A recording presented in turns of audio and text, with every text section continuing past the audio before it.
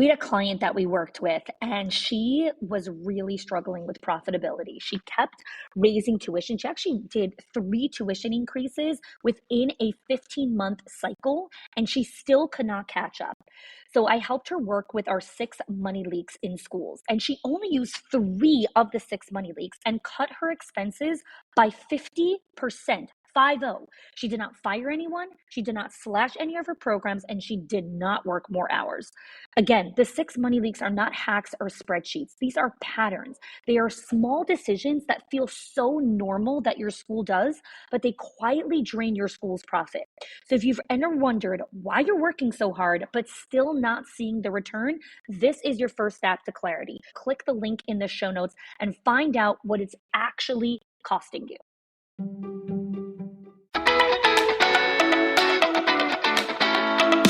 Welcome to the Schools of Excellence podcast, where we have conversations about education, leadership, and building a school of excellence. The goal on this show is to bring you clarity, up-level your mindset, and give you practical strategies and inspiration so you can show up with confidence and trust your decision-making. I'm Chani Wolshansky. I'm a mom of 4 under 10, a former New Yorker, and been in the early childhood field my entire life. And I'm so grateful that you've joined me for this conversation. Hey there, and welcome back to another episode of the Schools of Excellence podcast. This is the beginning of a 3-part series about firing. So interesting, because when I posted on my social channel a couple of months back that I was going to be recording a podcast series on firing, I asked the community, what are your questions around firing? What do you want to know? And the response was like overwhelming. Not only did we get so many comments inside of the Facebook group, I had dozens and dozens of people email and private message us to tell us their questions and concerns about firing. So clearly, this is a loaded conversation. So I want to break down what this episode and the next 2 episodes after are going to be about. In today's conversation, I'm really going to be diving into the fear of firing and the true cost around not letting an employee go when you need to. So really going to dive into like this high level overview, everything around firing. In the next episode, I'm going to be diving into leadership and letting go and really understanding when is it time to say goodbye. So many leaders have questions around understanding, have I done enough? Have I coached this person enough? Have I done enough? Is it really time for me to say goodbye? So in the next episode, I'm really going to dive into that and give you some really powerful frameworks to work through. And then in the final episode of this series, we're going to be navigating the tough conversations, a guide to handling termination communication. Now, I want to set an expectation and kind of just lay the groundwork for these next 3 episodes. This is a podcast episode. I am not a lawyer, I am not an HR expert, and I do not live in your county or zip code, which means as you listen to these conversations, please make sure that you filter everything through the laws, the guidelines, the standards, the policies of your specific location. My goal through this conversation is to really give you a better framework to operate through to make informed and wise decisions, give you better quality questions, and some really great templates and role plays to have those difficult conversations. This is not legal advice or any type of advice that should be taken action on that conflicts with what the legalities of your center is about. Okay. Now that we got all of that out of the way, and I set the precedent for that, let's dive into today's episode. So the decision to fire a staff member is not just about addressing poor performance. The decision to terminate someone is about safeguarding the values and vision that your school stands for. I'm going to say that again, because this is really just what this entire series is about. The decision to terminate an employee is not just about addressing poor performance or whatever issue is being brought to the forefront. The decision to terminate an employee is about safeguarding the values and vision and mission that the entire organization stands for.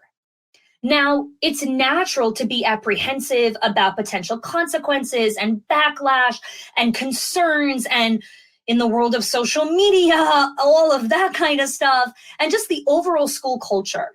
So I want you to know you're not alone in grappling with these concerns. As I told you in the beginning of this episode, we had an overwhelming response of people giving us their questions and concerns that they wanted me to address on this show.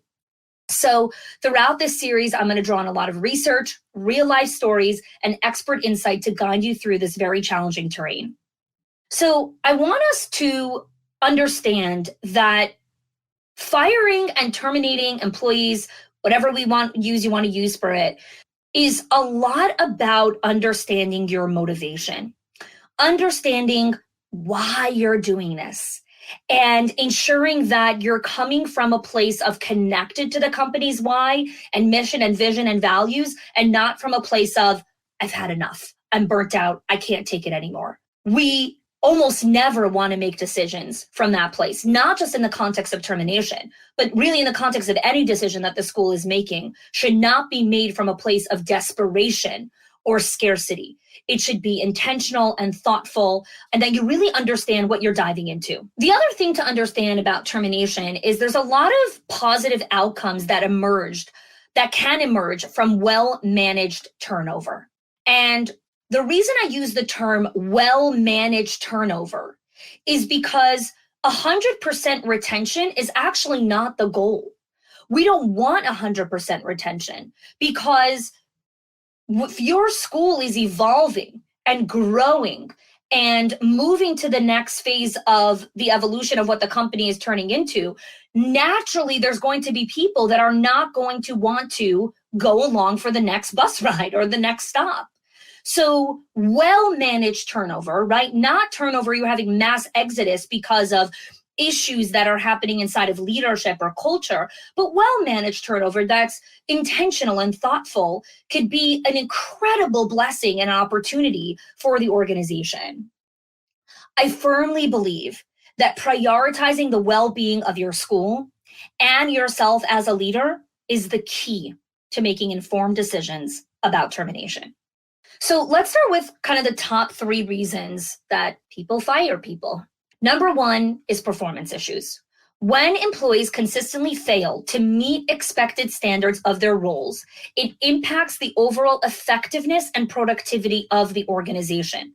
So performance issues include lack of competence, poor work ethic, inability to effectively collaborate with colleagues, just basic follow-through of certain things. And again, each of you will define performance issues in a very different way. This is why I am so mindful about when owners and directors and leaders come together at events, at conferences, and are collaborating with each other. Use your discerning mind and ear when you're listening to why someone terminated someone. We all define performance issues in very different ways. So think of it in the context of a marriage for a second. Your partner might have a character flaw or just something that you're like, yeah, that's fine. Like, I don't even see it. It doesn't even bother me. And someone else, you might even be your bestie, is like, I don't understand how you live with this guy. Like, I would go crazy. That is part of the complexity and the nuances of the human experience. And so you as a leader, when you look at performance issues, it's really important to look at it from the lens of, is this something that I'm uncomfortable with and can't tolerate, but it's still in alignment with company values? It's just, I don't know, an idiosyncrasy that bothers me, but the director is able to manage it effectively and it doesn't impact the school. That's a different ballgame. So I want you to really listen here with discernment. Do not expect a checklist from me or to-dos or tips and tricks. Again, that's not what this episode is about, or any podcast episode for that matter. I want you to use your brain. So activate it here. Okay, so performance issues is one reason. A second reason that we terminate employees is a values mismatch. Every school has a unique set of core values that define its identity and guide its actions. When a staff member values are misaligned with the school's principles, it creates tension and disrupts the harmonious environment that is necessary for effective teaching and learning and growth and legacy. I'm going to say that one more time. When a staff member's values are misaligned with the schools, it creates tension in a way that disrupts the harmonious environment that you are trying to create that is necessary for effective teaching, learning, growth, and legacy. Third reason why we terminate. Firing staff is also necessary in situations where an employee's conduct or actions compromise the safety, the well-being, or the reputation of the school. So it's not just violations of school policies. It could be ethical breaches, inappropriate behavior that just goes against the school's code of conduct. This is why we have to understand the values. A particular school's code of conduct in a faith-based private school is very different than a particular code of conduct in a public school. We have to understand who we serve, who we attract, who we are, and what we tolerate, and what are our non-negotiables, and what we create space for and grace for. There's a lot of research that has been done around the fear of firing. And, a lot of these studies really emphasize the critical importance of addressing the staffing concerns and all the ripple effect stuff that come from firing someone. So let's talk about the impact of keeping someone who really needs to leave, right? Again, this conversation is about the cost of firing. So I want to start with the cost of keeping the employee because I'm talking about you're afraid to fire someone because of all the things that come along with it. So let's talk about what the decision of keeping this employee right now is costing you. Number one, impact on the school leader's health. The fear of firing a staff member can impose such immense stress and anxiety on the school leader. The weight of carrying an underperforming and toxic employee leads to burnout, sleep disturbances, and elevated levels of stress and emotional uncertainty. Prolonged exposure to this level of pressure has severe consequences for the mental, emotional, and physical well-being of the school leader. I need you to understand that it is not without penalty to keep a person that needs to leave. It is not without penalty to keep a person that needs to leave. Where else do we see the impact? The strain on the school culture. The school culture is an effect of the leader's daily behaviors, actions, and routines. It is the bedrock of a company's success. Toxic or wrong fit teachers disrupt the atmosphere and environment that you're looking to create. And so when you keep someone that really needs to leave, you are paying the price with the culture that you are working so hard to build and maintain and grow and elevate. Where else? Performance and productivity. When you keep an underperforming staff member, it results in a decline in the overall school's performance because ineffective teachers struggle to meet academic goals, which leads to reduced student outcomes, which leads to a school's reputation and enrollment numbers coming in a compromised fashion. So again, this conversation is about pulling you out of your fear and showing you the other implications of not making a specific decision. Where else does it impact? Positive role modeling. School leaders serve as a role model for their staff, for their students, for their families. When leaders demonstrate courage and accountability in addressing staffing challenges, you set an example. It fosters a culture of accountability and continuous improvement. When we do not have the courage to terminate someone and we just quote unquote pray for them to leave, we are showing up as cowards. And that's a strong word and I'm using it. When you need to fire someone and you're not doing it and you're just praying that the person leaves on their own, you're being a coward.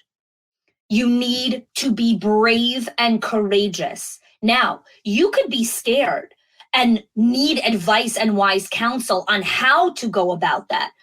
Everyone should be asking for wise counsel. Coaches, mentors, advisors seek support in making this decision. But the decision to decide that I'm not going to do it and I'm going to pray that the person leaves is telling everyone around you who knows that that person needs to go, that you are not a leader who stands by your values, who stands by your convictions, who does hard things, who goes and acts courageously and bravely.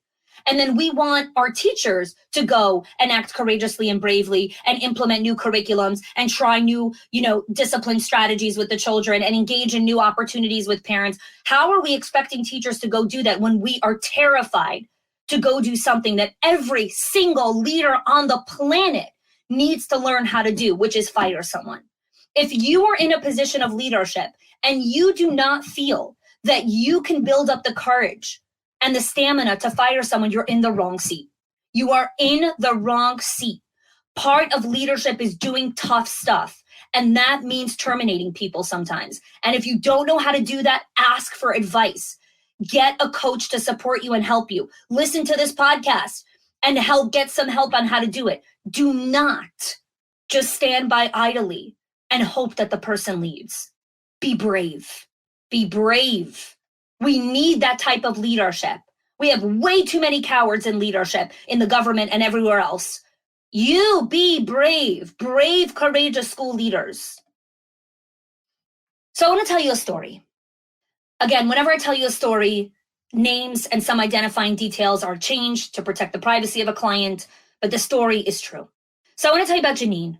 Janine was an owner. She had a toxic genius on her team. A toxic genius is someone who is very smart. They are great with the kids. The parents love them. They hand in their work on time. They come on time. They are reliable like nobody else.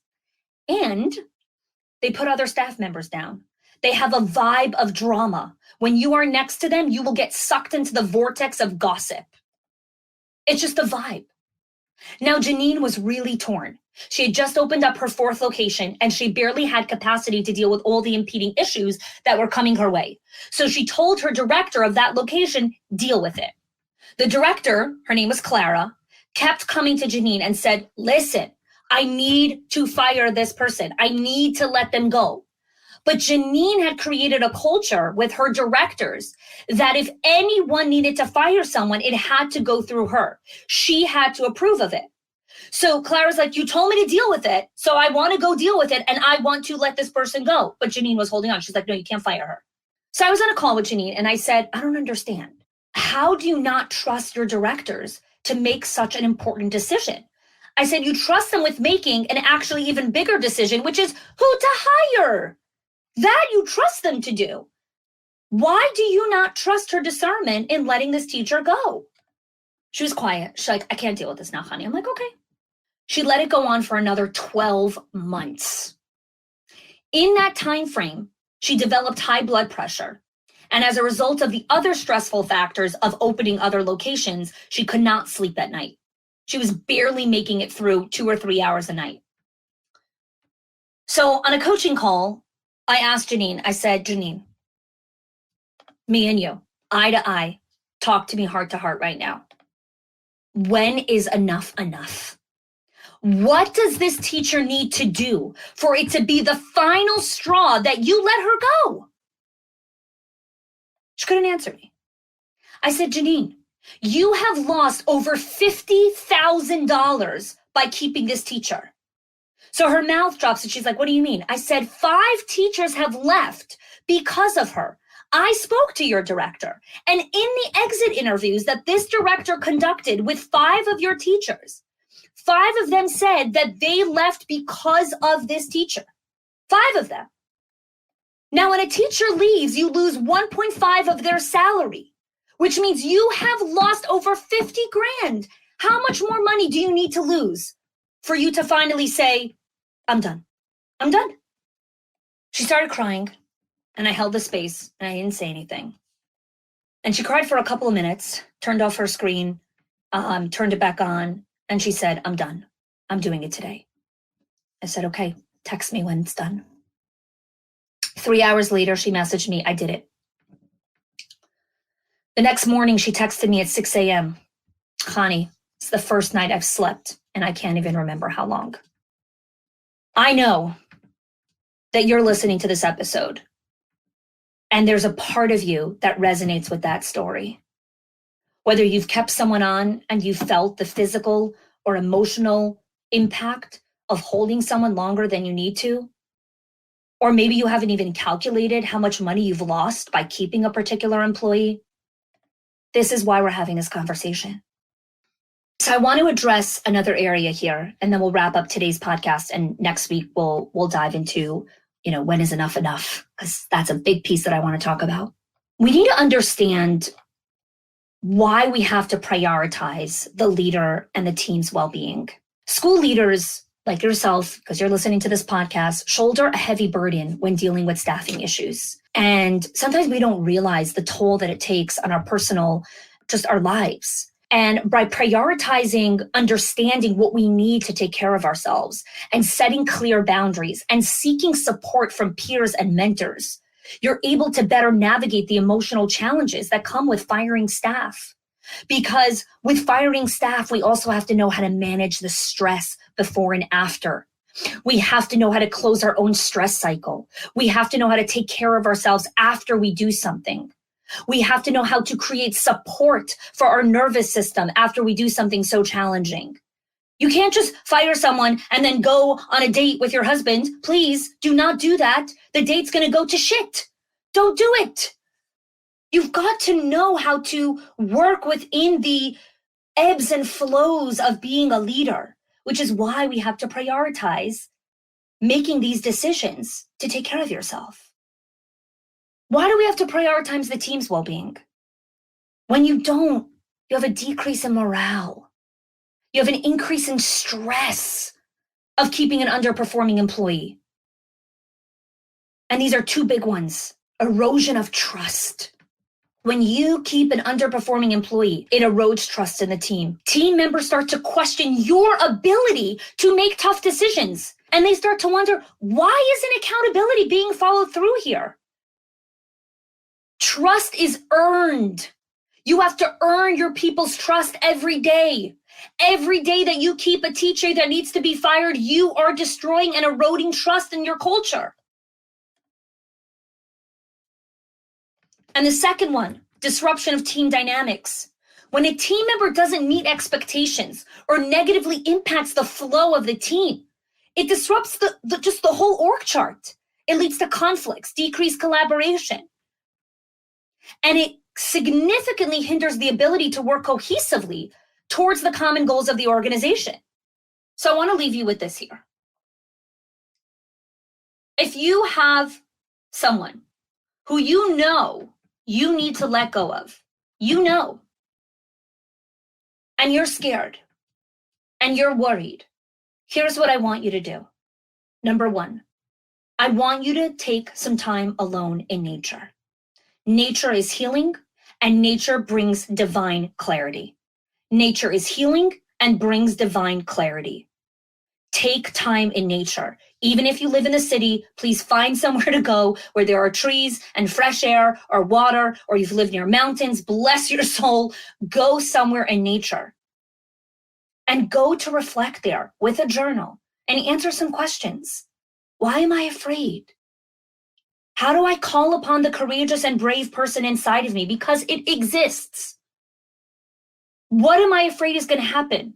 What are all the, as Brene Brown calls it, dress rehearsing tragedy are you doing, right? You're romanticizing all the issues that are going to happen. What are all the good things that are going to happen? And just write everything out. Get it out of your system. And then number two, start to tell yourself a story. I am courageous. I am brave. I can do hard things because you can. Because you can. You can do this.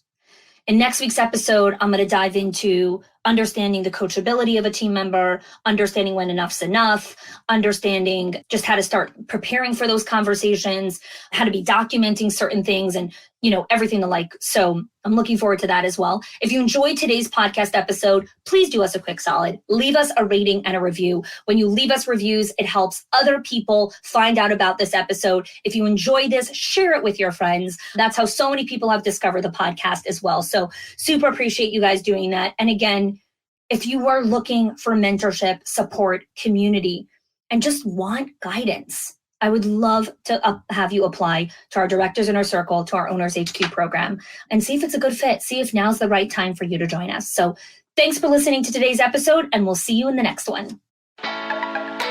If you are loving the Schools of Excellence podcast and have gotten any value out of it for your school, I would love if you can do two things for me. One, subscribe to the show so you never miss an episode. And two, can you please leave us a review? Reviews help other school leaders know that this is the place to learn how to build a school of excellence. And I would be so grateful if you can do that for us. Your help and support makes this show to be able to be listened by the thousands of other school leaders all around the world. Thanks so much for listening, for giving us your time and attention each and every week, and I appreciate that you have joined us.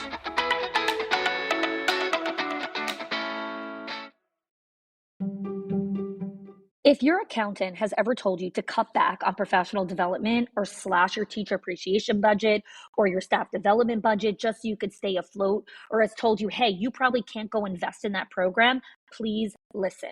The problem is not that you're spending too much money on your people or yourself or your investment or your support system.